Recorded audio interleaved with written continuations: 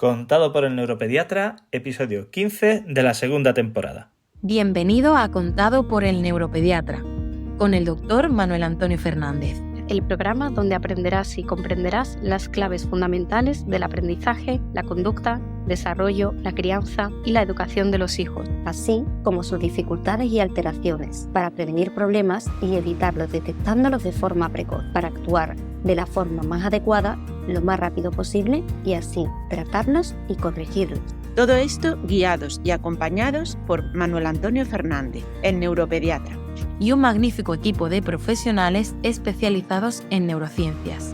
Testimonios en primera persona, colaboración de expertos de diferentes ámbitos, algún que otro personaje famoso y todo lo necesario para conseguir tus objetivos parentales. Este programa es para padres responsables e implicados al 100% o al 200% en el proceso de crianza y educación de sus hijos, neurotípicos o neurodiversos, con capacidades habituales o capacidades especiales que quieran algo más para ellos. Para padres luchadores e inconformistas que están dispuestos a darlo todo por su familia, a emprender, a aprender, a esforzarse y a ofrecer lo mejor de sí mismo por sus hijos. Este programa está imaginado, pensado, creado y desarrollado especialmente para ti. Si tienes un hijo con problemas de desarrollo y quieres conocer estrategias y herramientas para ayudarle en su camino, quédate a escuchar este episodio. Carolina Sastre, neuropsicóloga de la plataforma de estimulación cognitiva NeuroNap, nos va a explicar en esta entrevista cuáles son los puntos más importantes a tener en cuenta a la hora de valorar y de planificar una intervención especializada y personalizada. Las nuevas tecnologías juegan un papel muy importante en los procesos terapéuticos actuales y nos permiten a los profesionales multiplicar la eficacia de nuestras intervenciones. Si quieres saber cuánto y además cómo, escucha lo que te voy a contar. Bienvenidos a esta entrevista que vamos a tener hoy con Carolina Sastre, que es neuropsicóloga y que forma parte de NeuroNap, una de las empresas de tecnología para neurorehabilitación, estimulación cognitiva a distancia y demás con las que trabajamos en nuestro centro, en el Instituto Andaluz de Neurología Pediátrica y que conocemos desde hace mucho tiempo y que la verdad es que no es porque trabajemos nosotros con ellos ni porque tengamos ningún interés especial, sino porque queremos que así funcione muy bien para el trabajo del día a día en la consulta y con los pacientes. Así que, Carolina, encantado de tenerte aquí, muchas gracias. Hemos hablado antes de empezar la grabación que esto de las entrevistas no es algo en lo que tengas mucho hábito, pero no te preocupes porque nos lo vamos a pasar bien. Así que bienvenida y muchas gracias por prestarte a participar en esta sesión divulgativa. Muchísimas gracias, Manuel. Gracias a vosotros por contar conmigo. Y lo dicho, así se van cogiendo tablas, entrenando poquito a poquito. Gracias por la oportunidad. Perfecto. Ya ves que cuando empiezo a hablar no me cuesta mucho trabajo. Yo ya, mi mujer dice que cuando empiezo no me para nadie, así que... Bueno, tú has puesto en la introducción que te hemos pedido que estudiaste psicología en San Sebastián. ¿Eres de allí?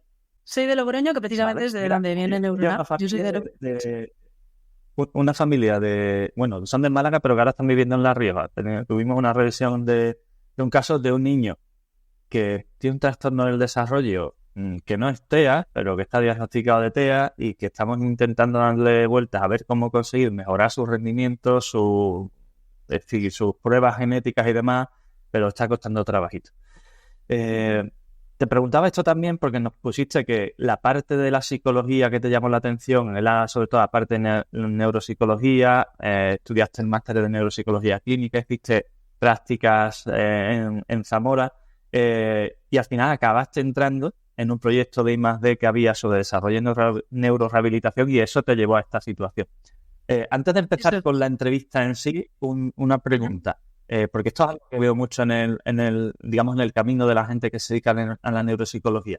¿Qué hace, aunque después voy a preguntar qué es la neuropsicología alemán, qué hace atractiva la neuropsicología para alguien que está estudiando psicología y empieza a conocerla?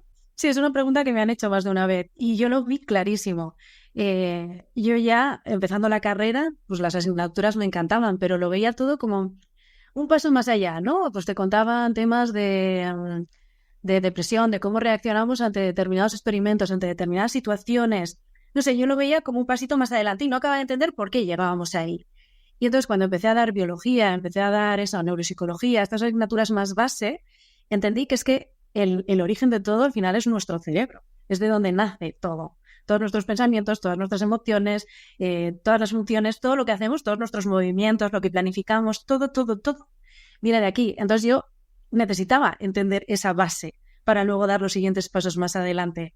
Y empecé y me encantó. Me encantó poder entenderlo y poder racionalizarlo un poco. Yo soy una persona muy racional, entonces necesito verlo un poco más. Y todos sabemos que aún el estudio del cerebro está muy en pañales. Todavía, mira que lleva años ya sobre la mesa, pero no avanza al mismo ritmo que han avanzado otros campos médicos. Es todavía el gran desconocido, incluso eso durante mis... ¿Cuánto llevo ya? Unos 20, 15 años, vamos a decir, de carrera. Y se van descubriendo día a día cosas nuevas, que es una de las cosas que también me parece muy interesante, una carrera en constante desarrollo y descubrimiento. ¿Esto que pensábamos que antes era así? Pues no, ahora se descubre que es por este otro motivo, o que de repente hemos encontrado esta conexión neuronal, que esto funciona por redes. Bueno, es que es apasionante. Para la gente que sepa un poco, a mí me fascinó y aquí sí. ¿Qué es la neuropsicología? ¿Qué es lo que la fundamenta? Y al final, por tanto, ¿cuál es la actividad o la labor que realiza un neuropsicólogo? Sí, claro, esta es la base, ¿no? Enlazando a esto que te decía, la neuropsicología es una rama de la psicología y la neurociencia que se enfoca en comprender cómo las funciones cerebrales afectan al comportamiento y a la cognición. Es así de simple, o sea, tú no lo puedes ver, pero dentro del cerebro hay una serie de, neuronas que se conectan entre ellas, llamadas redes neuronales, que esto es lo que hace que seamos quienes somos. Dependiendo de cómo se van modificando esas redes neuronales, esas conexiones a lo largo de nuestra vida, por nuestras experiencias, por nuestros traumas, por enfermedades, por un sinfín de cosas, vamos evolucionando y van cambiando nuestras capacidades, nuestros pensamientos, nuestro enfoque vital. Entonces, grosso modo, eso es lo que es la neuro, para que la gente lo pueda entender. Y luego ya bajándolo un poco más a la tierra, a nuestra práctica diaria, como neuropsicólogo, ¿qué hacemos los neuros? Pues aparte de eso, de tener ya el conocimiento sobre el cerebro bastante claro, hasta dónde podemos llegar, nuestro día a día, al menos en clínica, que es lo que, ¿no? Clínica y temas de I+D, que es a lo que me dedico yo, tenemos como 4 grandes puntos. Por un lado tendríamos la evaluación, ¿que esto qué es? Pues nos viene un paciente, un usuario con problemas, a veces son muy claros, pues ha tenido un accidente de tráfico o un golpe en la cabeza por determinada causa y ve que tiene X problemas, pues de memoria, de lenguaje, de atención. Hay un amplio espectro en nuestras funciones cognitivas. Otras veces no es tan claro, de repente empieza a ver que algo le pasa, que está raro, que no tiene las mismas capacidades que antes para resolver problemas, que se le olvidan cosas, y viene un poco para ver qué pasa. Entonces nosotros, en el caso que sea, tenemos que pararnos, lo primero, escucharle y hacerle una evaluación. Pasarle una serie de pruebas estandarizadas que ya existen y en base a eso ver el perfil cognitivo que tiene, ver qué tiene afectado, pues por ejemplo, la memoria y a qué nivel. Hay que tener mucho cuidado también con la evaluación, que esto sabemos muchas veces es como los exámenes, que te lo juegas todo a una ocasión. Hay veces que los pacientes justo ese día han dormido mal, vienen especialmente nerviosos y tienen miedo, ¿no?, a esta prueba y no lo hacen tan bien como deberían en su vida, como lo harían en su vida real. O sea, esto hay que coger a veces eso con cuidado, estos datos que sacamos de la evaluación, que lo hacemos con eso, pruebas estandarizadas que están estudiadas y todo, pero la parte humana es muy importante aquí a la hora de ver cómo hace las cosas el paciente, lo que pregunta, los nervios, la cara que tiene, etcétera, etcétera. Luego, en segundo lugar, tendríamos la labor del diagnóstico, gracias a la evaluación esta que acabo de comentar. Daríamos un diagnóstico, llámalo etiqueta. A mí no me gusta mucho esto de etiquetar a la gente porque es arriesgado y puede acarrear una serie de estigmas, ¿no? Que esto no nos gusta. Hay mucha gente que eso, ya le pones esta etiqueta y como que su vida, su personalidad ya depende de esa etiqueta. No tiene por qué ser así. Y aparte, no escudarse en esa etiqueta, en esa patología, para ya decir, pues ya no me esfuerzo, o esto que he hecho mal o que no le he prestado atención es porque soy así. No. Estas cosas también hay que tener cuidado con los diagnósticos. En tercer lugar, traíamos... Iba a parar ahí sí. para hacer una reflexión. Estoy completamente de acuerdo. Yo siempre digo que el problema no es etiquetar en sí, sino poner una etiqueta equivocada, que eso a veces nos lleva a grandes problemas. Y la etiqueta no es el problema desde mi punto de vista, sino el prejuicio que hay en el entorno sobre una determinada etiqueta. Es decir que alguien tiene TDAH o que tiene un tal o cual a veces hace que la gente de alrededor que no sabe lo que es o que tiene un concepto equivocado empiece a hacer cosas de forma inadecuada. Incluso en lo que ibas a decir después, en lo que es la intervención, la rehabilitación, etc. Y después otra cosa que no has nombrado, yo sé que tú lo tienes claro porque conozco cómo funcionáis y demás, pero que muchas veces en tu entorno no está claro, es que la evaluación neuropsicológica permite hacer un diagnóstico neuropsicológico, pero que eso no significa, de hecho, es una parte, pero necesitan complementarse con la parte diagnóstica etiológica. Es decir, tú puedes tener la base o el problema neuropsicológico que sea, y lo que hay que encontrar en muchas de esas ocasiones, qué es lo que está generando esa alteración neuropsicológica. Porque nos encontramos casos en los que una alteración neuropsicológica de estas características se ha evaluado bien, pero no se ha valorado después cuál es la causa que lo puede estar provocando, y resulta que había un daño cerebral, una lesión en tal sitio, no sé qué, de la parte, iba a decir biológica puramente o etiológica de qué es lo que está causando esa alteración, es importantísimo. Porque, o sea, no solo en ese tipo de casos concretos, sino porque como concepto general, que no sé si tenéis vosotros esta experiencia en el día a día, pero nosotros en lo que es una consulta médica, además, lo vemos con mucha frecuencia. Se ha estandarizado el proceso de detectamos que un niño tiene alguna dificultad, lo mandamos a evaluar en atención temprana, en donde sea, y hacer terapia o estimulación.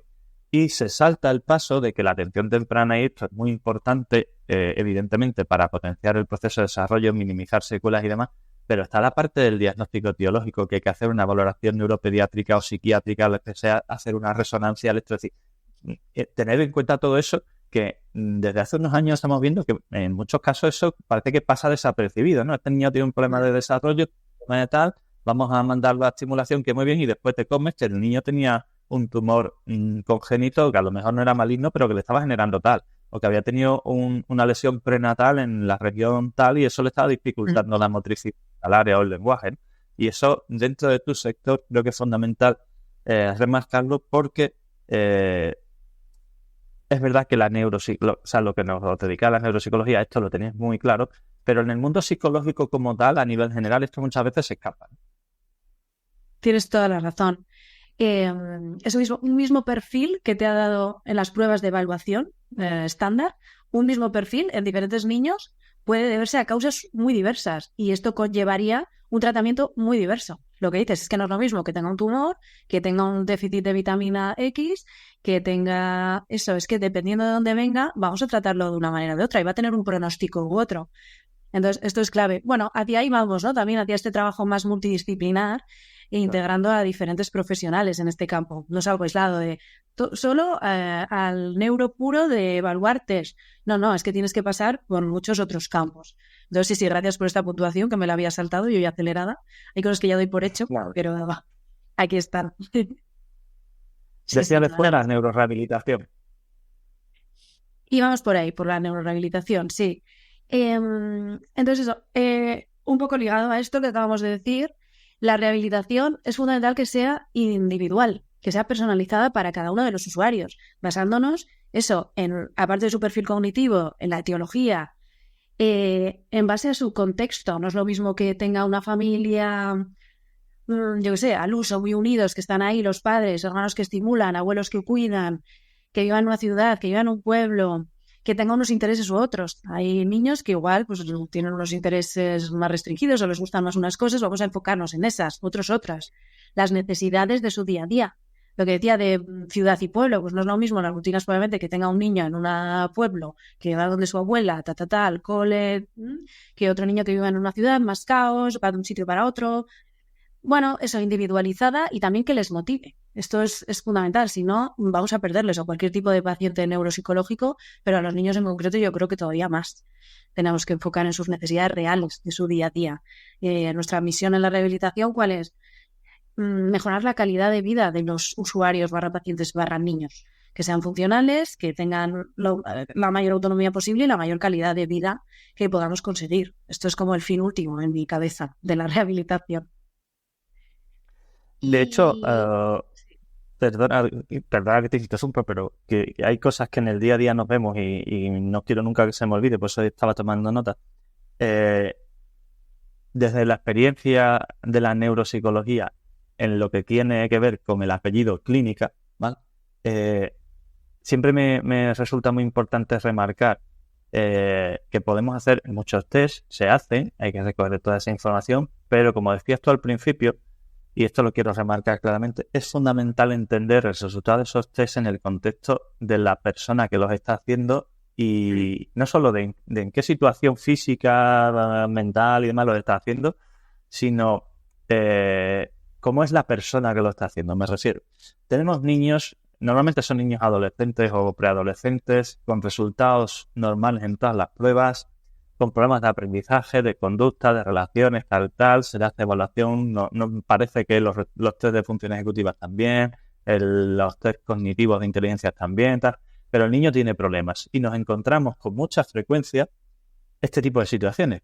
Familias que vienen después de dar un millón de vueltas por todos sitios diciendo mi hijo tiene problemas de este tipo de tal, haciendo pruebas que le dicen que son normales y de hecho lo son, pero saltándose un concepto claro que es la compensación que tienen algunos chicos y digamos cómo compensan algunas capacidades otras y cómo un chico con déficit de atención cuando tiene unas capacidades cognitivas altas se puede encontrar con que los test son normales aunque tenga un déficit de atención y aunque tenga un coeficiente intelectual alto, porque una cosa compensa a la otra y cuando tú estás haciéndole un test de un WIS a un niño con un déficit de atención pues no le va a salir bien y cuando estás evaluando la función ejecutiva en un niño que tiene altas capacidades pues puede salir bastante bien, aunque realmente no sea su máximo potencial el que alcanza, porque lo estás comparando al niño, al que tiene las dos cosas, me refiero. Le estás haciendo un WIS y lo estás comparando con niños de coeficiente normal sin déficit de atención, con lo cual va a rendir peor en ese test, y al niño que también tiene, como digo, ese mismo niño que tiene TDAH o déficit de atención y altas capacidades, le hace un test para valorar funciones ejecutivas y como lo estás comparando ahí con niños sin disfunción ejecutiva, pero con coeficiente normal, tampoco se nota.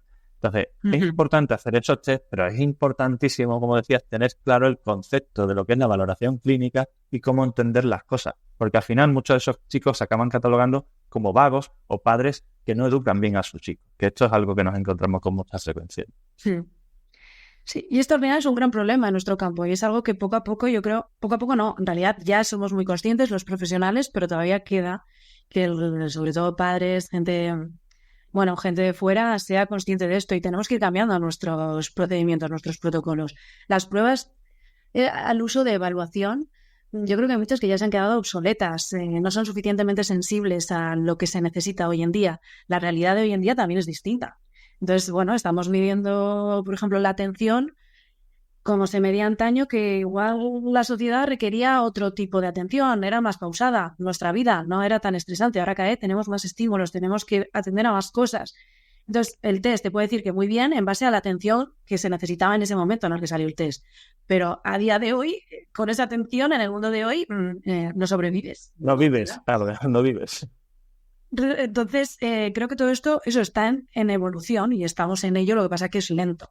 Esto que dices de la comorbilidad, esto es un problema muchas veces, porque claro, tú los perfiles a veces los ves puros, pero esto en la realidad no hay perfiles puros de libro. Entonces te encuentras con una realidad y dices, pues si en mi libro me decía a mí esto, pero yo veo a este niño y no me cuadra, y el niño, eso no es funcional, su vida no puede funcionar a nivel conductual, a nivel emocional, tenemos un problema enorme. ¿De dónde viene? No lo veo en los test, hay que ver por dónde verlo.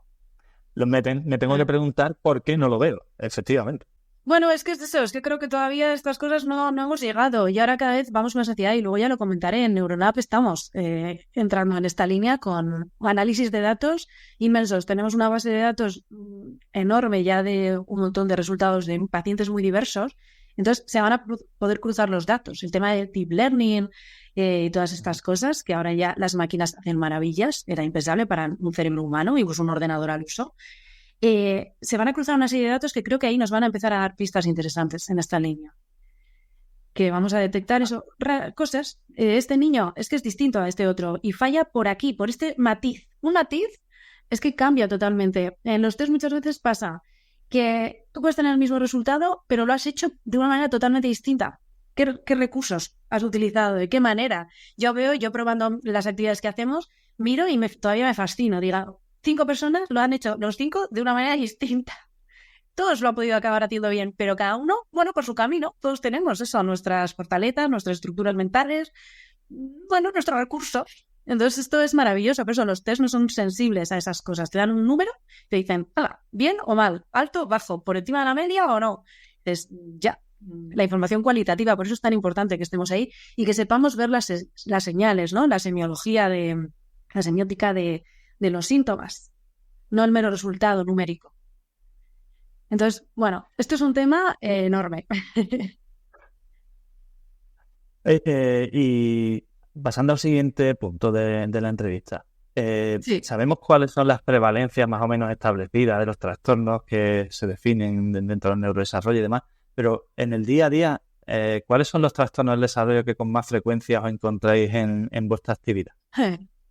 Sí, yo antes de esta pregunta quería matizar muy brevemente eso, que el cerebro del niño es lo primero que tienen que tener claro, porque hay gente que igual no lo acaba de concebir. El cerebro del niño no es una réplica del cerebro del adulto en miniatura.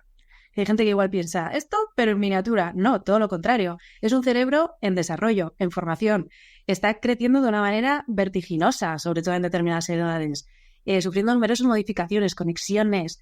Es brutal. Entonces, como neuropsicólogo infantil, tú tienes que tener unos conocimientos muy concretos sobre el desarrollo del sistema nervioso y sus diferentes etapas. De esta manera es donde vamos a poder comprender, ¿no?, que cuando hay un déficit no es lo mismo que se produzca pues en el embarazo, ¿no?, un problema que se produzca cuando el niño acaba de nacer, cuando tiene 3 meses, 3 años o 10 años. Entonces, esto para mí es crucial. Quería destacarlo porque esto no se nos puede olvidar.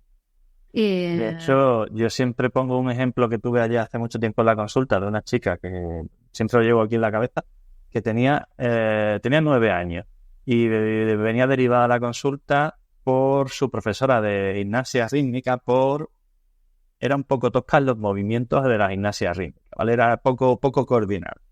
Académicamente muy bien, todo perfecto. Y es verdad que en la exploración física tú la ponías a ver coordinación, equilibrio, rombo y demás y siempre caía para un lado, no era capaz de aguantar. Claro, eso no era normal. El resto de la exploración estaba completamente normal. Hicimos una resonancia y tenía una lesión, no tenía una porencefalia, es decir, tenía casi el 60 y pico, 70% del hemisferio derecho vacío, o sea, ocupado por líquido.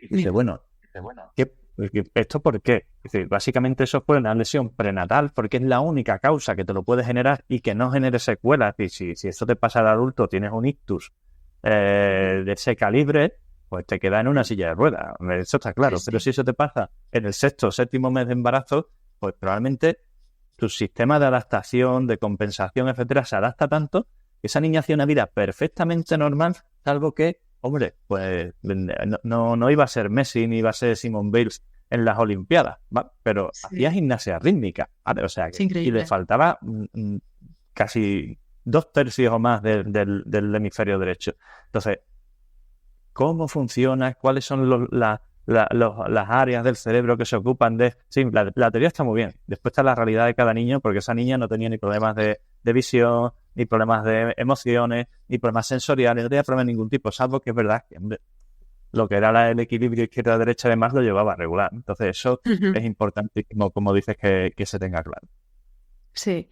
Bueno, esto es la base de la neuroplasticidad, ¿no? Al final, cómo el cerebro es plástico y cómo se puede adaptar, dependiendo a qué edades. Dicen que mucho más. Esto precisamente el otro día en un congreso que estuve, comentaban que ha habido mucho este concepto de que la neuroplasticidad de niños, que sí, que es mucho más potente, ¿no? Y que un daño cerebral en un niño que tiene más probabilidades de solucionarse, etcétera, etcétera. Pero que se están viendo cada vez más datos, o sea, de que tampoco es baladí. O sea, que en un niño también le puede afectar de una manera muy grave y que por mucha neuroplasticidad que haya, precisamente al ser un cerebro en formación, dependiendo en qué momento puede haber un problema muy grave. No te digo más que un adulto, pero se va a formar el cerebro de una manera muy distinta, que puede no ser adaptativa. Entonces, bueno, pues eso, esto es una de las cosas, ¿no?, nuevas que se va investigando, que se van viendo, cada vez hay más pruebas para matizar y cada vez se hacen más. Es que antes también podían existir, pero llegaban un mínimo a los pacientes. Ahora creo que cada vez llegan más para darnos esta información que acabas de comentar. Si no, esa niña muchas veces no hubiese ni llegado a hacerse esa prueba. No habríamos enterado si no tuviésemos ese detalle. Claro, Te he entonces, interrumpido. increíble. Prevalencia de los trastornos que tenemos la sabemos, pero ¿qué es lo que vemos más frecuente, veis con más frecuencia en el día a día? Yo, sin duda, TDAH, trastorno por déficit de atención e hiperactividad, sin duda. Eso es lo que más hay ahora. Es algo que, entre que se ha dado más a conocer, que esto creo que también es importante que los padres ya detectan, ¿no? Los padres, profesores ya lo tienen más claro, entonces nos los traen. Antes muchos simplemente pensaban que el niño era mal educado, que era muy movido, que, bueno, le chillaban niño. Era vago. Que era vago, claro, o sea, le ponían una serie de calificativos, el pobre niño decía, pero si yo, no sé, no puedo hacer nada más. Entonces, creo que el TDAH, sin duda, hoy en día es lo que más. Hay que tener mucho cuidado también para no poner este diagnóstico a cualquiera, que hay niños que realmente no son, pueden cumplir una serie de requisitos, pero no son niños, y los niños muchas veces son más movidos. Hoy en día, el ritmo que tienen que llevar a mí me parece terrible, muchas veces. Esto de estarte sentado 5 horas, así, pendiente, callado, quieto, mirando al profesor. Luego de ahí te vas a otra clase de música, luego llegas a casa y tienes que cenar y está tranquilo, ¿eh? No te muevas. Ese niño, el pobre, solo ha podido salir 10, 20, 30 minutos al recreo y entre clase y clase un poco. Pues normal que esté histérico, normal que esté nervioso. Esto lo vimos muy claramente durante la pandemia, ¿no? Durante el confinamiento. Ahí qué pasaba, los niños estaban que se subían por las paredes, estábamos todos, pero ellos en concreto, bueno, es que tienen otra energía en general, por eso no van a ser hiperactivos. Esto muchos ya se escudan, no, mi niño es hiperactivo, no, tu niño tiene energía, tienes que sacarle a que corra, a que chille, a que no, desarrolle sus curiosidades e intereses. Entonces esto creo que también hay que tener un poco de cuidado. Y Cuando se usa los diagnósticos como adjetivo calificativo ya empezamos con problemas, sí. Sí, esto es hiperactivo. Y se quedan tan contentos. Esto hay que tener mucho cuidado. Y con el déficit de atención, creo que también ahí estamos confundiendo un poco la sociedad actual, que te decía que va tan rápido, que vamos saltando de un estímulo a otro corriendo. Los niños no... Es que es eso, vídeos por aquí, otro por aquí, vídeo corto. Su atención va de un lado a otro, es normal, pero si a mí me pasa, yo tenía muy buena atención. Y ahora me doy cuenta de que me está bajando muchísimo, tengo problemas muchas veces para concentrarme y me llaman al móvil y me escriben un mail y viene alguien a no sé qué y salgo a la calle y muchos coches y espera otro mail y mi atención se está viendo resentida. Pues los niños que muchas veces ni siquiera han adquirido esa capacidad, no la han desarrollado bien, lo de prestar atención, centrarse, es que esto es tan importante en nuestra sociedad para ser productivos. Ellos ni han adquirido esa capacidad y ya la están perdiendo, no saben, no les estimulan. Esto de... Yo a mí las nuevas tecnologías me parece que tienen muchas ventajas, me parecen un gran avance, pero bien usadas. Y a veces no lo estamos haciendo bien, ni profesores, ni profesionales, ni padres. Toma, niño, mírate aquí, pues eso, vídeos y cositas. ¿Qué estamos haciendo? Que luego la vida real es más aburrida, ¿no? Todo dentro de una tablet muchas veces tienen colorines, tienen sonidos, un montón de estímulos, se quedan absortos. Yo es que alucino, les miro y digo, pero es que están absortos, no se enteran de nada más. Luego tú les quitas eso, les pones en el mundo real de tienes que ir con mamá al súper. Uy, qué aburrido. Tienes que prestar atención en clase. También lo mismo, me aburro, mi atención necesita más estímulos, más alertas. Pues es que esto, no sé, vamos a ver unos años aquí, ¿qué pasa? Sí, claro, pero es que esto es en un cerebro en desarrollo, un cerebro que no ha llegado a afianzar el desarrollo de la atención plena, sana, entre comillas, sostenida. ¿Qué vamos a hacer? No sé, yo tengo intriga. Vamos a ver qué va a pasar. Ojalá no sea tan Pues ya estamos viendo que lo que se están generando en muchas ocasiones son adolescentes adictos. A cualquier cosa que le suba la dopamina. Da igual que sea la comida, que los dispositivos electrónicos, que el juego online, que las apuestas, que las sustancias o que cualquier otra cosa, ¿no? Pero eso, y luego la vida real, la vida más normal, es que no les llama nada la atención. Es que no, ¿cómo? Dame lo otro, que me hace sentirme bien. Tampoco han aprendido a valorar, ya no desde el punto de vista emocional, sino al hecho físico, biológico de compartir tiempo, espacio, conversaciones y emociones con sus personas del entorno directo, porque están conectados constantemente, ¿no? Eso lo iba a comentar yo un poquito más adelante también. Esto es un problemón. Al final, las relaciones sociales es un foco de desarrollo cognitivo increíble. Es fundamental a la hora de de relacionarte con gente. Tú estás, aunque no lo parezca, porque nos es muy fácil, estás poniendo en marcha una serie de elementos cognitivos increíbles. Atención, memoria, planificación, todo el lenguaje, 1000 cosas. Y esto se lo están perdiendo. O sea, el no ser capaz de mirar a los ojos, de verlos cara a cara, de interpretar tus gestos, tus emociones, para yo adecuarme a ellos.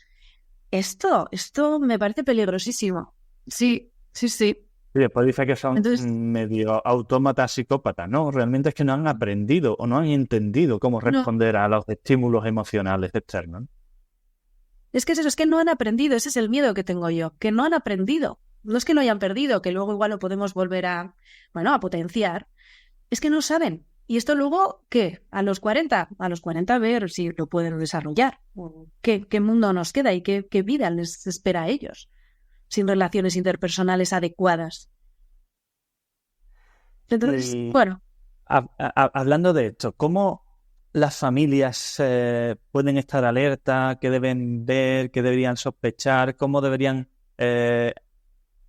sí. ¿Qué deberían vigilar para plantearse que de verdad es algo problemático? ¿O cuáles son los signos de alerta más importantes que los padres tienen que plantearse a la hora de sospechar algún trastorno del desarrollo en su hijo? Bueno, esto es un poco como guía, así de la teoría. Es muy importante, pues ya desde bebecitos, ver el tema del desarrollo motor, ¿no? Ver eso, cómo se mueve el niño, ver cómo intenta alcanzar las cosas, ver también la mirada, ¿no? Las interacciones sociales, tanto la mirada hacia objetos como hacia los padres, hacia otros seres humanos. Estos dos temas para mí, desde el principio, desde bastante pequeñitos, ya es importante. Las interacciones sociales ya según van creciendo, pues en el parque, con los primitos, con amigos, esto se va viendo. Que hay niños de todo tipo, y hay niños más tímidos, hay niños que van a diferente ritmo. Esto también hay que tener cuidado de no asustarnos a la primera, que cada niño también tiene su proceso de evolución. Dependiendo del caso, por ejemplo, también tengo yo aquí apuntado, pues dificultades en la comunicación. Cuidado con esto, los niños pueden desarrollarse a diferente ritmo. Ahora cada vez... por ejemplo, nos encontramos más temas de que los traen preocupados porque tardan en hablar, y es que son los padres bilingües, ¿no? O sea, hay un padre francés y una madre española y los abuelos ingleses. Y claro, en estos casos sí que está estudiado que los niños tardan más en empezar a hablar porque tienen un popurrí en la cabeza, entonces les cuesta más. No, o sea, hay que andarse con un ojo también con estas cosas, no hay que preocuparse muy rápido. Problemas de atención e hiperactividad que comentábamos, dificultades en el rendimiento académico, esto ya los profesores, ¿no? Pues están más entrenados para detectar este tipo de dificultades de aprendizaje. Y cambios también en el estado de ánimo o el comportamiento. Esto es algo que a veces nos olvidamos y esto es muy importante. El estar con el niño. Es que al final los padres a veces no tienen tiempo de dedicarle todo lo que deberían al niño. Hay que escucharle, hay que conocerle, hay que ver a nivel emocional, su ánimo, su comportamiento, si está cambiando y está haciendo cosas raras. Eso puede reflejar, ¿no?, que haya algún problema de base. Precisamente con eso, ayer tuve un chico en la consulta, es este mismo que te decía que son de Málaga pero viven en La Rioja, que es verdad que hay un trastorno del desarrollo importante, con algunos rasgos TEA, aunque no completos, y que la madre dejó de trabajar y el padre ha cambiado de trabajo para poder tener más tiempo en casa. Y dicen, mira, es que realmente desde que yo trabajo menos horas fuera, hemos visto que el niño ha mejorado mucho. Digo, claro, es que las familias, aunque nosotros se lo decimos, a veces no son conscientes de que el mero hecho de estar con tu hijo y estar compartiendo el tiempo, que no es solo estar sentado, estar haciendo cosas con tu hijo, es un proceso de estimulación tan intenso que per se es útil. Entonces, puedes llevar al niño toda la estimulación, toda la atención temprana y toda la logopedia que quieras. Pero lo que tú puedes hacer en el día a día en beneficio de tu hijo sin darte cuenta casi es incalculable, ¿no? Y eso, que es verdad que la legislación está favoreciendo esto progresivamente para que los padres puedan conciliar y demás, aún queda mucho todavía por hacer. Pero, en fin, creo que es importante que los padres y las administraciones sean conscientes de esto porque los niños con esta situación tienen mucho riesgo y se benefician de forma muy especial de ese tiempo compartido con los padres. Sí, es eso. Y de padres con una estabilidad emocional, que no estén súper estresados, que hayan podido dormir, que realmente eso sea un tiempo de calidad y de disfrute por ambas partes, porque a veces nos lo planeamos además en la agenda como tengo que estar 1 hora con mi niño, pero ya estás pensando y luego tengo que ir a la compra y tengo que acabar este informe y tengo que no lo estás disfrutando y eso al final se nota. Entonces, tiene que ser un tiempo de verdad de calidad, de darle ejemplo, de enseñarle, de hablar con él, de conocerle, de estimularle.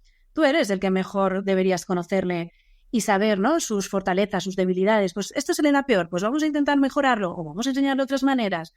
Esta rehabilitación individualizada o esta estimulación individualizada, muchas veces los padres es que la podrían hacer en este sentido, de una manera maravillosa, el potenciar las capacidades del niño, eso es el ayudarle a desarrollarlas. Es que por eso, es que el gran problema en muchos ámbitos es la sociedad, de cómo estamos ahora. Entonces, bueno, que llegue la administración, que esto se van dando pasitos adelante, Lo que pasa es que son lentos y hay muchas generaciones que ya se han visto muy dañadas. No tienen hermanos ahora, muchas veces también, que esto antes también entre ellos mismos se estimulaban, se entretenían, interactuaban, pero es que ahora niños, lo dicho, es que no tienen, ¿con quién? No tienen primitos cerca, no tienen vecinos, que antes también se quedaban más con los Es tan vecinos. frecuente que cuando tú entrevistas a los padres te digan, le digas, bueno, ¿y la relación? Dice, no, es que no tenemos en nuestro entorno niños de su misma edad. Ellos. No tiene hermanos, no va a la guardería porque viven en un sitio donde no, por circunstancias, no. En el parque donde nosotros nos movemos no hay niños de su misma edad, nuestros amigos no tienen hijos o los tienen mayores. Dice, es una sensación de aislamiento que es tan diferente a cómo éramos nosotros cuando éramos pequeños que dice, joder, es que los pobres están perdiendo una parte importante de esto, ¿no?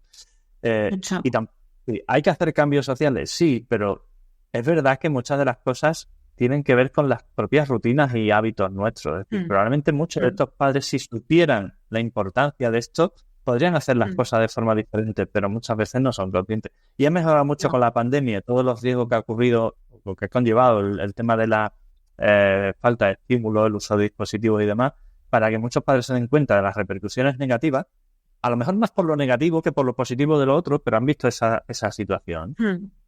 Sí, sí. Oye, y desde Neurona, que no quiero que dejemos de hablar específicamente de vuestra aplicación, herramienta, porque creo que es importante. Me gustaría que entráramos en el detalle de cómo se pueden mejorar muchas de estas dificultades, que estamos hablando de los niños en el día a día, con este tipo de herramientas de estimulación cognitiva, neurorehabilitación, o como le queramos llamar, que la tecnología de hoy en día nos permite tener. Y que a veces, con esto de que son informatizadas, electrónicas, etcétera, pues parece que no se le da, desde los profesionales, pero sobre todo a veces desde los padres, la relevancia que tiene. Porque a veces te dicen, no, bueno, yo sí he buscado una aplicación y el niño está haciendo tal en la tablet. Tú dices, pero espérate, esto no es jugar a unas fichitas y tal. Esto es algo que hay que hacer sabiendo cuál es el perfil del niño, qué programa se ha trabajado, o sea, se va a establecer para él con unos determinados objetivos, qué actividades son las que han demostrado que son útiles para eso, cómo se va a hacer el seguimiento y quién lo va a hacer. Porque esto no es yo pongo al niño ahí con los 15 minutos y ya está. En fin, nosotros usamos esta herramienta y hay padres que nos dicen, no, ¿qué herramienta me recomiendas para trabajar en casa? Y yo les miro así y digo, ninguna. ¿Cómo? Que dice, no, que tú trabajes en casa, ninguna. No hace falta herramientas para trabajar en casa. Las herramientas son para trabajar en programas de estimulación estructurados, supervisados y medidos, no para jugar y ya está. Entonces, evidentemente es así, pero ¿cómo veis vosotros esta situación para concienciar a la familia? Evidentemente también a los profesionales, pero ¿cómo podemos trabajar? ¿Qué funcionalidad, actividad y por qué hay que hacerlo de esta forma? Sí. Voy a irme a los orígenes de NeuroNav, que es la esencia, yo creo, de todo esto. Yo cuando empecé teníamos muy claro lo que teníamos que hacer a la hora de evaluar. Había muchas baterías, había pruebas neuropsicológicas para evaluar. Pero luego para la parte de rehabilitar, para estimular, no había material, no encontrábamos. Para adultos no había prácticamente nada. Y al final teníamos que andar adaptando, haciendo juegos educativos de niños con adultos, que esto era un problemón, porque al final no estaban pensados para ellos. Pero me voy a centrar en lo de los niños. Pero para los niños en concreto decíamos, bueno, para esto hay más material, ¿no? Pues eso, hay muchos temas educativos. Partimos ya de ese primer problema. Juegos educativos, una cosa es educativo, es decir, muchas veces para el tema curricular, para enseñar una asignatura, para enseñar una serie de conocimientos. Y otra es para desarrollar las funciones cognitivas. Repito, la atención, que no lo mismo no tener el tiempo, la atención para hacer algo, la atención selectiva, discriminar elementos sin que nada te distraiga, la planificación, el razonamiento, la comprensión, o sea, hay como 40 subprocesos cognitivos, ¿vale? Cada uno de esos necesita sus propias tareas concretas para trabajarlos. Y esto no había. Había jueguitos que nosotros usábamos y decíamos, bueno, pues este juego sí que nos sirve y más de esta manera nos sirve un poco para trabajar la planificación, pero no está creado para ello. Entonces, al final, Neuronap nació con esta idea. Un grupo de profesionales, porque muchos de estos juegos, los videojuegos de hoy en día, muchas de estas aplicaciones de las que hablas, que están destinadas al paciente, están creadas por creadores de videojuegos, programadores, informáticos, diseñadores, yo qué sé, gente que realmente no sabe sobre este tema. Nosotros tenemos nuestros diseñadores, nuestros programadores, pero el grueso somos neuropsicólogos, logopedas, terapeutas ocupacionales, psicólogos, o sea, es gente que sabe sobre este tema y diseña los juegos pensando en cómo rehabilitar, cómo tratar, cómo desarrollar X función cognitiva. En base a eso creamos la actividad, en base a eso nivelamos. Porque no es lo mismo, es un juego que, bueno, trabaja la planificación ya, pero ¿a qué ritmo? Y cuando cambias de nivel, ¿qué? ¿Sigues trabajando en la planificación? ¿La planificación es más difícil o no? Entonces, nosotros eso lo diseñamos con esa misión y se lo vendemos siempre a profesionales porque tienen que saber usarlo. Esto no va al público final. Muchos padres, hijos de Alzheimer, tal, nos lo han llevado a pedir. No, nosotros no es un producto para usuario final porque no es una caja mágica. Hay gente que quiere, como un paquetito mágico, toma, tú le pasas esto a tu hijo y además te piden tiempos. ¿En cuánto voy a ver ya resultados? ¿Cuándo ya va a estar bien? Y dices, es que no. No te lo puedo vender a ti, evidentemente. No funciona así, no es un paquete mágico que tú se lo pasas y se acabó. Tiene que ir siempre vía profesional. El profesional es el que, conociendo a ese niño, viendo su perfil concreto, tiene que, viendo los objetivos, eso que queremos conseguir, viendo su contexto, tiene que diseñar la intervención, eligiendo las actividades de Neuronap que considere, en el orden que considere, durante el tiempo que sea adecuado, en los niveles que necesite. Es que al final es un proceso muy complejo. Tiene que ir revisándolo de manera periódica. Tú no te pones hoy y dices, bueno, voy a planificar 6 meses y ya no lo toco. No, tienes que ir viendo cómo va la cosa. Y si de repente al cabo de un mes ves que no avanza como deberíais, hay que sentarse, hay que volver a plantearse los objetivos, ver qué ha fallado, ver qué no. La vida también cambia. Los objetivos de hoy igual mañana ya no son los que necesitamos. Entonces es fundamental esta intervención viva. Y entonces luego Neuronap, aparte de la intervención del profesional en el centro día a día, que también es el profesional el que tiene que estar dándole soporte, andamiaje al niño. Es decir, estamos haciendo una actividad, pero ¿estás entendiendo lo que estás haciendo? ¿Ves ahora cómo haces esto? Luego, pues entonces, hoy hemos estado trabajando la atención, pues luego, mañana en tu casa, en tu vida real, te vas a un cajón y te vas a buscar los 5 cromos de Messi que tengas. O sea, al final no nos vale de nada que una intervención sea muy útil en consulta, me saque todo 10, vamos a decir, todas las pruebas, todas las actividades, maravilloso, cuando luego no hay valor ecológico. El valor ecológico es que luego en su día a día, ¿cómo se dice? Generalice este aprendizaje a su vida real, a las funciones de su día a día. Que es que además esto es muy peligroso a veces. El tema de las actividades hay que tener cuidado porque a veces intentamos que sean muy puras las actividades. Vamos a trabajar solo atención selectiva. La vida no es así. En la vida real necesitas que estén en marcha un montón de funciones cognitivas a la vez. Entonces, esto lo tiene que tener muy en cuenta el terapeuta también para diseñar bien la intervención, eso, y que pueda generalizar el niño a su día a día. Entonces, por eso mi mensaje hacia los padres es eso, no cualquier cosa vale, no por ponerle ahí ante una maquinita, ante un juego, y qué bien se lo pasa, y cada vez además va subiendo de nivel. Eso tiene sentido, estos niveles que está pasando, que luego está mejorando en algo, o no. Y, ¿qué era el otro dato?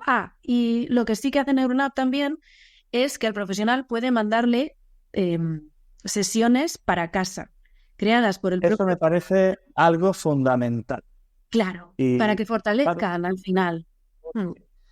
Es decir, en contra de lo que las corrientes modernitas, ideológicas y toda esta historia que me tocan mucho en las narices abogan de no deberes, no tareas, no tal. Vamos a ver, el aprendizaje, nuestro cerebro funciona como funciona. Nos gustará, Hay que nos parecerá mejor o peor pero nuestro cerebro funciona como funciona. Entonces, nos faltan muchas cosas por conocer, pero hay muchas cosas que sabemos. Si nuestro cerebro aprende por repetición espaciada de conceptos, actividades y funciones, será lo que hay que hacer, ¿vale? Es decir, si tú le explicas algo a un niño en la clase y lo hace y no lo vuelvas a repetir hasta dentro de 15 días, ¿cómo le va a aprender nada? Pues para eso están los deberes. No significa que los niños tengan que estar 24 horas implicados en deberes, tareas y demás.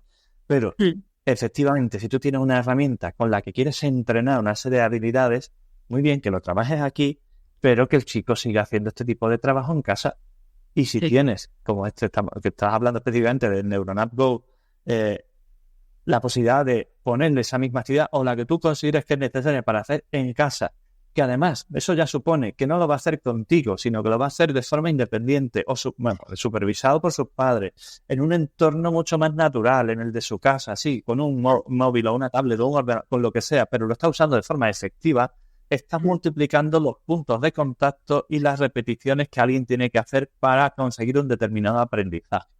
Y siempre le explico esto a los padres porque esa repetición no es solo por gusto. Es decir, no es porque yo haga hacer las cosas me las aprenda mejor, que evidentemente sí, pero es porque cada vez que tengo que hacer una función nueva o potenciar una función de mi cerebro, esa repetición hace que esa fibra nerviosa que no tengo se vaya desarrollando hasta que la alcanzo. Y que si tengo una función ya hecha, esto se me vaya potenciando, se vaya multiplicando el tamaño de esa fibra nerviosa, de esos circuitos, de esas redes. Sí. Por supuesto. ¿Por qué? Porque al fin y al cabo, lo que sería ideal es que todo lo que nuestro cerebro pueda hacer de forma automática, es decir, como una rutina, como un hábito, sin pensar y sin gastar esfuerzo, lo pudiéramos hacer así. De manera que eso es lo que conseguimos con los aprendizajes repetitivos. Porque el 90% de las cosas que hacemos en el día a día son rutinas estándar. Es decir, te levantas, vas al baño, lista. Tú no estás pensando mientras haces eso. Igual que cuando vas conduciendo, ya sabes conducir, tú no vas pensando en lo que vas haciendo. De hecho, vas pensando en un millón de cosas mientras vas conduciendo. Y eso no significa que no estés prestando atención. Pero no estás gastando energía en conducir y estás pudiendo dedicar esa energía y ese foco a otra serie de cosas.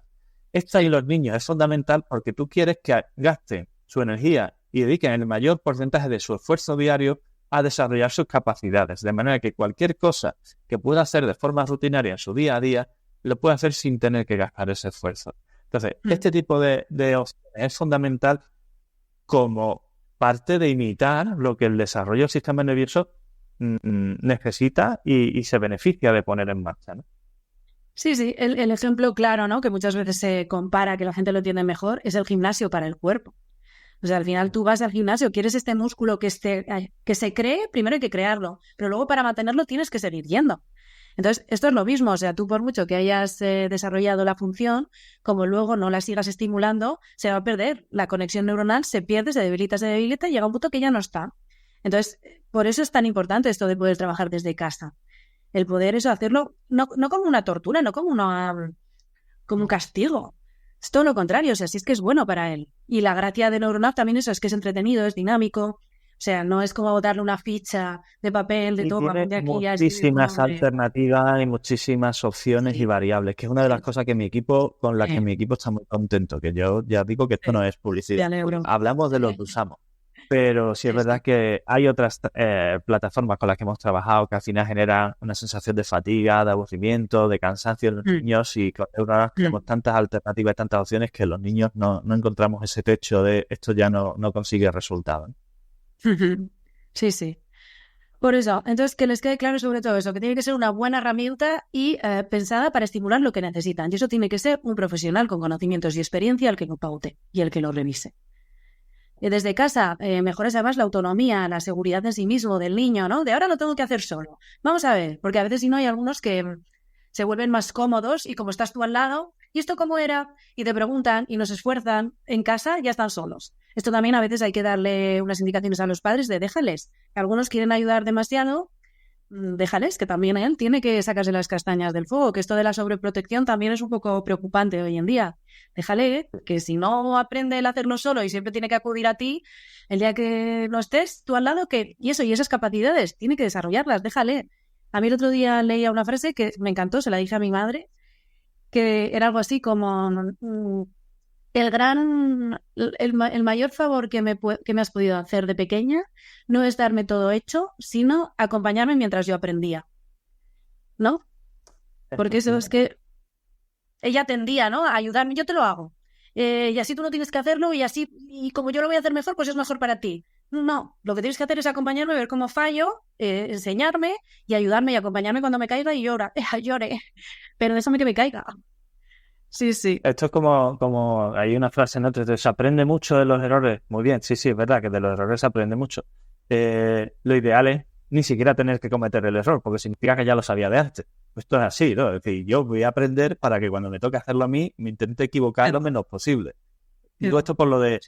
Hay gente que, o sea, no digo que normalice, pero como que el error es importante, sí, pero el error no es importante porque me he equivocado. O sea, me he equivocado y he tenido una consecuencia negativa. Vale, de eso he aprendido. Pero la parte importante es llegar a poder generar ese tipo de situaciones sin tener que siquiera caer en el error, porque lo he aprendido en el momento en el que estaba en esa fase de desarrollo. Eso es. Que hacía menos daño el error o eso, o que tocaba aprenderlo, sí. Efectivamente. Mira, y para cerrar la entrevista siempre acabamos con una serie de preguntas personales de sí o no o de opinión, que son 5 y son muy cortitas para que todo el mundo tenga la misma y acabemos con una buena sensación. ¿Café o té? ¿Y por qué? Sin duda té. Antes bebía café, que realmente no me gustaba y le echaba mucho azúcar porque no me gustaba el café. Y llegó un punto que dije, ¿qué estoy haciendo? Si además el azúcar es malísimo. Y dije, pues hasta aquí hemos llegado. Voy a empezar a beber té y sin azúcar. Y me encanta. Estoy encantada. Bebo todo tipos de tés. Súper bien. ¿Mar o montaña? Montaña. Yo soy muy de montaña. Me encanta. Me gusta mucho el senderismo, la montaña, la naturaleza, la paz. El subir una montaña con el corazón palpitando y ver las vistas me parece una de las mejores sensaciones que puedes tener. Esa sensación del logro, de alcanzado la cima o no. Tampoco soy tan de alcanzar la cima. Hasta donde me encaje, pero disfrutándolo. Hecho ahí una asociación, has dicho, de ver el logro y he pensado en logro, ño. Digo, claro, el logro porque eres de logro. Pero yo estoy en Barcelona y aquí hay mucha montaña. Sí. ¿Lectura o deporte? Lectura. Deporte lo estoy intentando, pero siempre he sido una gran lectora. Me encanta leer, disfruto mucho. Creo que es uno de los motivos por los que me hice psicóloga. Porque gracias a la lectura he vivido muchas vidas y he aprendido a ver muchos puntos de vista, ¿no? Los libros además te desarrollan más que una película, los personajes, y aprendes a cómo piensa gente ante determinadas situaciones en las que yo nunca estaría o nunca sería esa persona. Y creo que eso me despertó el gusanillo de entender más a la gente y ser más empático. ¿Comida favorita? ¿Cuál? ¿Comida favorita? Cordero al horno de mi madre. Y después, anécdotas más divertidas en familia. Pues yo creo que sería una vez cuando éramos pequeños, que íbamos toda la familia, mis padres, mi hermano y teníamos un pastor alemán, íbamos los 5 por el campo y había un río y el perro se metió al río, hacía frío, salió calado y lo típico que venía donde ti a sacudirse. Pues íbamos todos corriendo para todos lados para que no se nos sacudiese al lado, para no calarnos, pues nos dio un poquito a todos. Acabamos todos calados, pero nos reímos muchísimo. Fue un gran momento de familia y naturaleza, se juntó ahí todo. ¿A que cuando lo estabas contando estabas viviendo mentalmente esa situación? Sin duda, sí. Es importante... emociones bonitas. Efectivamente. Además de agradecerte, que ahora lo voy a hacer, la participación, como tip final para los que nos están escuchando, nuestro cerebro funciona con imágenes. Si algo que tú dices o piensas no eres capaz, tu cerebro no es capaz de visualizarlo, te va a resultar muy complicado desarrollar esa actividad, hacer ese esfuerzo, ponerte a ello. Así que todo lo que uno se plantee como una actividad o un deseo, una expectativa, hay que intentar transformarlo en una imagen que tu cerebro pueda visualizar, porque así es como codifica de forma mucho más efectiva nuestro cerebro. Así que por eso este detallito al final, porque cuando ponemos anécdotas más divertidas en familia, pues acabamos la entrevista con la persona que hace la entrevista pensando en algo que es muy agradable y muy feliz para ella. Así que Cristina, Carolina, te quiero cambiar el nombre. Muchas gracias por la participación. Creo que has dejado los conceptos y las ideas muy claras para todos los que nos están viendo, familias y profesionales. Ya sabéis dónde tenéis Neuronap, lo podéis localizar. Nosotros trabajamos con ellos desde hace tiempo y, como os decimos, estamos muy contentos con sus resultados para nosotros como profesionales y para los pacientes.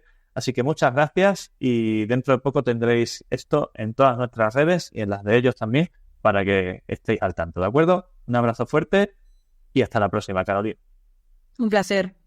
Hasta luego. Bueno, dime, ¿qué te ha parecido la entrevista y este episodio? Apasionante, ¿verdad? Pues si, como te decía en el episodio inaugural, te emociona y te hace vibrar la posibilidad de convertirte en referente en tu área dentro del sector del neurodesarrollo, ya sea como padre, como educador, como sanitario o como terapeuta, para liderar este movimiento y ayudar a tu hijo, a tu alumno o a tu paciente en su proceso de educación, crianza y desarrollo, estás más que invitado a este ilusionante camino.